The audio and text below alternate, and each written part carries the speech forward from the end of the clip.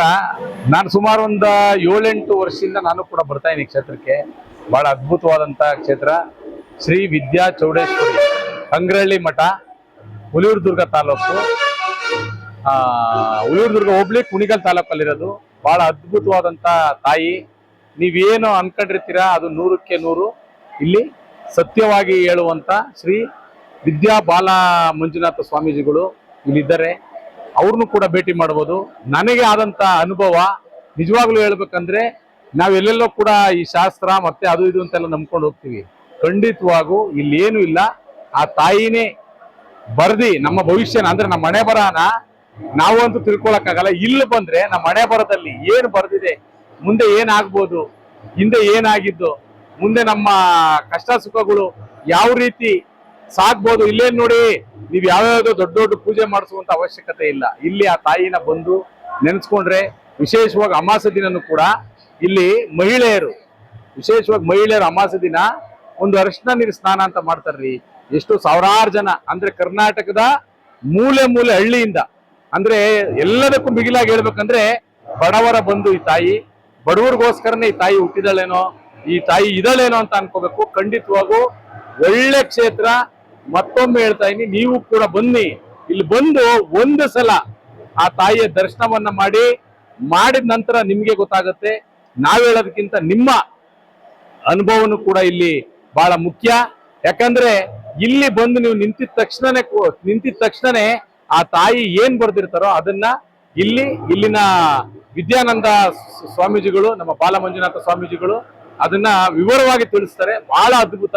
ನಾವೇ ಅನ್ಕೋತೀವಿ, ಏನಪ್ಪ ಇದೊಂದು ಪವಾಡನ, ಇದೇನ ಬೇರೆ ಏನಾನ ಇದೆಯಾ? ಖಂಡಿತವಾಗೂ ಏನಿಲ್ಲ. ಆ ತಾಯಿಯ ಮಹಿಮೆ ಅಂತ ಹೇಳ್ಬೋದು ಶ್ರೀ ವಿದ್ಯಾ ಚೌಡೇಶ್ವರಿ. ಮತ್ತೊಮ್ಮೆ ಹೇಳ್ತಾ ಇದೀನಿ, ಕುಣಿಗಲ್ ತಾಲೂಕು, ಹುಲಿಯೂರು ಹೋಬಳಿ, ಅಂಗ್ರಹಳ್ಳಿ ಮಠ ಅಂತ ಹೇಳಿ ಇಲ್ಲಿ ಬಂದು ನಿಮ್ಮ ಕಷ್ಟ ಕಾರ್ಪಣ್ಯಗಳನ್ನ ಏನು ಆ ತಾಯಿ ಹತ್ರ ಹೇಳ್ಕೊಳ್ಳಿ. ನಿಮ್ ಕಷ್ಟಗಳೆಲ್ಲ ಪರಿಹಾರ ಆಗುತ್ತೆ. ಆಮೇಲೆ ಇನ್ನೊಂದು ವಿಶೇಷತೆ ಇದೆ. ನಿಮ್ಗೇನಾದ್ರೂ ಸಮಸ್ಯೆ ಅಂತ ಬಂದಾಗ ಇಷ್ಟು ನಾಣ್ಯವನ್ನ ಕಟ್ಟಿ ನಿಮ್ಮ ಮನೇಲಿಟ್ಟು ಮತ್ತೆ ನಮಗೆ ಅದನ್ನ ತಗೊಂಬಂದ್ ಕೊಡಿ ಅಂತಾರೆ. ಅದೇನ್ ಪವಾಡನೋ ಗೊತ್ತಿಲ್ಲ. ಅದಾದ್ಮೇಲೆ ಒಂದು 11 ರೂಪಾಯಿನೋ 12 ರೂಪಾಯಿ ಅವ್ರು ಹೇಳ್ತಾರೆ. ನಿಮ್ ಕಷ್ಟ ಯಾವ ರೀತಿ ಇದೆ ಅದನ್ನ ನೋಡ್ಕೊಂಡು ಹೇಳ್ತಾರೆ. ಆಗ ಅದನ್ನ ತಗೊಂಬಂದಿ ಈ ತಾಯಿ ಸನ್ನಿಧಾನಕ್ಕೆ ಕೊಟ್ರೆ ನಿಮ್ಮ ಕಷ್ಟ ಅಲ್ಲಿಗೆ ಪರಿಹಾರ ಆಯ್ತು ಅಂತ. ನೀವು ಕೂಡ ಒಮ್ಮೆ ಬಂದು ಎಲ್ಲೆಲ್ಲ ಸುತ್ತಿರ್ತೀರಾ, ಇಡೀ ಕರ್ನಾಟಕದಲ್ಲಿ ವಿವಿಧ ಕ್ಷೇತ್ರಗಳನ್ನ ಸುತ್ತಿರ್ತೀರಾ. ವಿಶೇಷವಾಗಿ ವಿದ್ಯಾ ಚೌಡೇಶ್ವರಿನೂ ಕೂಡ ಬಂದು ಒಂದು ಸಲ ಆ ತಾಯಿಯ ಸೇವೆಯನ್ನ ಮಾಡಿ, ಆ ತಾಯಿಯನ್ನ ಸ್ಮರಿಸಿ, ನಿಮ್ ಕಷ್ಟ ಎಲ್ಲ ಪರಿಹಾರ ಆಗುತ್ತೆ. ನಮಸ್ಕಾರ. ನಮಸ್ಕಾರ. ನನ್ನ ಹೆಸರು ರೇಣುಕಾ ಪರಮೇಶ್ವರ. ನಾನು ಭರತನಾಟ್ಯ ಕಲಾವಿದೆ ಹಾಗೂ ಹೆಚ್ಚುವರಿನಲ್ಲಿ ಇಂಜಿನಿಯರ್ ಆಗಿ ಮಾಡ್ತಾ ಇದ್ದೀನಿ. ಇಲ್ಲಿ ನನ್ನ ಗುರುಗಳು, ಭರತನಾಟ್ಯ ಗುರುಗಳು ಶ್ರೀಮತಿ ರೇಣುಕಾ ಅಂತ. ಅವರ ಬಳಿ ನಾನು 26 ವರ್ಷದಿಂದ 23 ವರ್ಷದಿಂದ ಕಲಿತಾ ಬರ್ತಾ ಇದ್ದೀನಿ.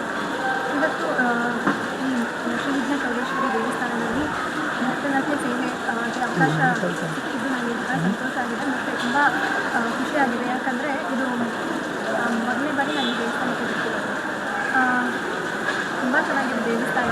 ಹಾಗೂ ಈ ದಶಮಿ ದಿನ ಮತ್ತು ಮಹಾಚಂಡಿಕಾ ಯಾಗದಲ್ಲಿ ನನ್ನ ನೃತ್ಯ ಸೇವೆಗೆ ಅವಕಾಶ ಸಿಕ್ಕಿದ್ದು ಅದು ನನ್ನ ಪುಣ್ಯನೇ.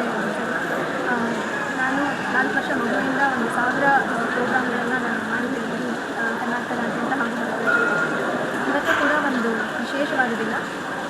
ನನ್ನ ಪೇರೆಂಟ್ಸ್ಗೆ, ನನ್ನ ಗುರುಗಳಿಗೆ ಮತ್ತು ಎಲ್ಲ ರಸಿಕರಿಗೆ ನನ್ನ ಧನ್ಯವಾದಗಳನ್ನು ತಿಳಿಸ್ತೀನಿ. ಮೇಡಮ್, ಈ ಮಠದ ಗುರುಗಳ ಬಗ್ಗೆ ಏನು ಹೇಳಕ್ಕೆ ಇಷ್ಟಪಡ್ತೀರಾ? ನನ್ನ ಇದು ಮೊದಲನೇ ಬಾರಿ ಇಲ್ಲಿಗೆ ಬಂದಿದ್ದು. ಅವರಿಗೆ ನನ್ನ ಕೃತಜ್ಞತೆಗಳನ್ನು ಸಲ್ಲಿಸ್ತೀನಿ. ನನಗೆ ಇಲ್ಲಿ ಅವಕಾಶ ನೀಡಿದ್ದಾರೆ. ಅದಕ್ಕೋಸ್ಕರ ತುಂಬ ಖುಷಿಯಾಗಿದೆ.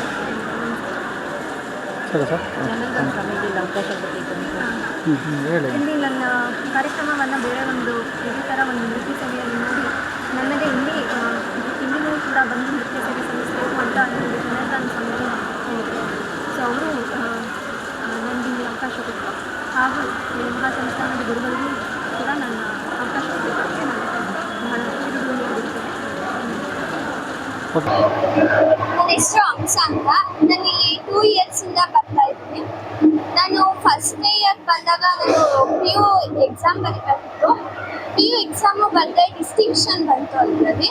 ಮತ್ತು ನಾನು ಸಿ ಇ ಟಿ ಕೂಡ ಬರೆದಿದ್ದೆ, ಹೋಪ್ ಇರಲಿಲ್ಲ ನನಗೆ. ನಾನು ಅಂದ್ಕೊಂಡಿದ್ದೆ ಸಿಗುತ್ತೆ ಅಂತ, MBBS ಸಿಗುತ್ತೆ ಅಂತ ಅಂದ್ಕೊಂಡಿದ್ದೆ. ಆದರೆ ಅದು ಸಿಗಲಿಲ್ಲ, ರ್ಯಾಂಕಿಂಗ್ ಜಾಸ್ತಿ ಬಂತು ಅಂತ. ಆದರೆ ಬೈ ಚಾನ್ಸ್ ಆಗಿ ನನಗೆ ಫಿಸಿಯೋಥೆರಪಿ ಸಿಕ್ತು ಸಿ ಇ ಟಿಯಲ್ಲೇ, ಒಳ್ಳೆ ಕಾಲೇಜಲ್ಲೇ ಸಿಕ್ತು. ಅದರಿಂದ ನನಗೆ ಒಳ್ಳೆಯದಾಗಿದೆ. ಇಲ್ಲಿ ಬಂದಾಗಿಲ್ಲ ಅಕ್ಷರಾಭ್ಯಾಸನೂ ಮಾಡಿಸಿದ್ರು ನಮ್ಮ ಮಮ್ಮಿ, ಅದು ಚೆನ್ನಾಗಿದೆ.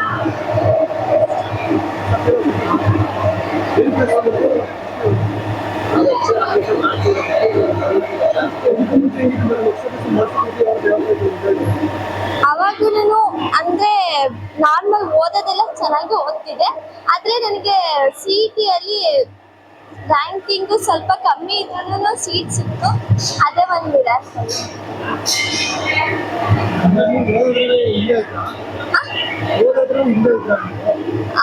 ಇಲ್ಲ, ನಾನು ಓದೋದೆಲ್ಲ ಓದ್ತಿದ್ದೆ. ನಾನು ದಸರಾ ಟೈಮಲ್ಲಿ ಬಂದಿದ್ದು ಇಲ್ಲಿಗೆ. ದಸರಾಗೆ ಬಂದಾಗ ನಾನು ಅಲ್ಲೇ ಕುತ್ಕೊಂಡು ಓದ್ಕೊಂತಿದ್ದೆ, ಇಲ್ಲೇನೆ ಬಂದ್ಬಿಟ್ಟು.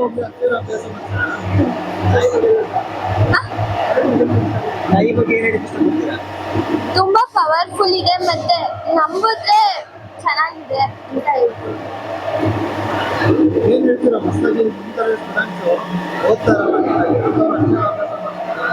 ಮಾಡಿಸ್ಬೋದು. ಅಕ್ಷರಾಭ್ಯಾಸದಕ್ಕಿಂತ ನಾವಿಲ್ಲಿ ಬಂದ್ಬಿಟ್ಟು ಅನ್ಕೊಂಡ್ರೆ ನಾನು ಚೆನ್ನಾಗಿ ಓದ್ಬೇಕು ಅಂತ ಅನ್ಕೊಂಡು ಬಂದು ರೌಂಡ್ಸ್ ಹಾಕಿದ್ರೆ ಸಾಕು.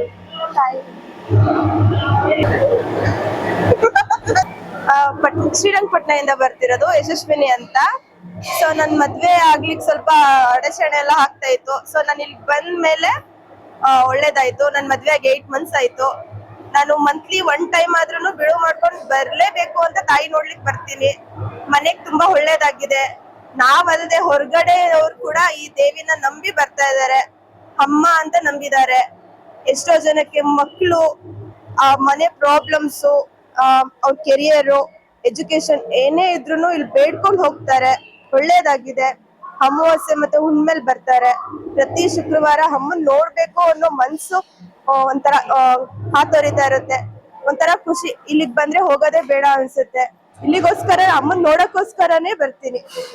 ಹೇಳ್ಬೇಕು ಅಂದ್ರೆ ಎಷ್ಟೊಂದ್ ಪ್ರಾಬ್ಲಮ್ಸ್ ಎಲ್ಲ ಕ್ಲಿಯರ್ ಆಗಿದೆ. ಇಲ್ಲಿಗ್ ಬಂದ್ಮೇಲೆ ಮದ್ವೆ ಅನ್ನೋದೊಂದು ಹೊಸ ಚಾಪ್ಟರ್ ಶುರುವಾಗಿ ನಾನು ಖುಷಿಯಾಗಿದ್ದೀನಿ.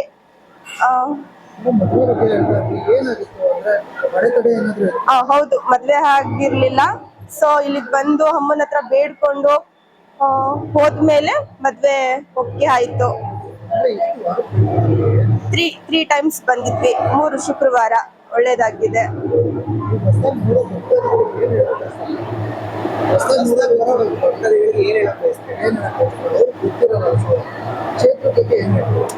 ಅಮ್ಮನ್ನ ನಂಬಿದ್ರೆ ಒಳ್ಳೇದಾಗುತ್ತೆ ಅನ್ನೋ ಮನ್ಸಿಂದ ಹೇಳ್ತಿದೀನಿ. ನನಗೆ ಒಳ್ಳೇದಾಗಿದೆ. ಎಲ್ಲ ವಿದ್ಯಾಭ್ಯಾಸಕ್ಕೆ, ಎಜುಕೇಶನ್ ಅನ್ನೋದಕ್ಕೆ ಒಂದು ಇಲ್ಲಿಂದ ಹೋದ್ರೆ ಒಂದು ಅಕ್ಷರಾಭ್ಯಾಸ ಮಾಡಿಸ್ಕೊಂಡು ಒಳ್ಳೇದಾಗುತ್ತೆ ಅನ್ನೋ ನಂಬಿಕೆ ಇದೆ. ಸೊ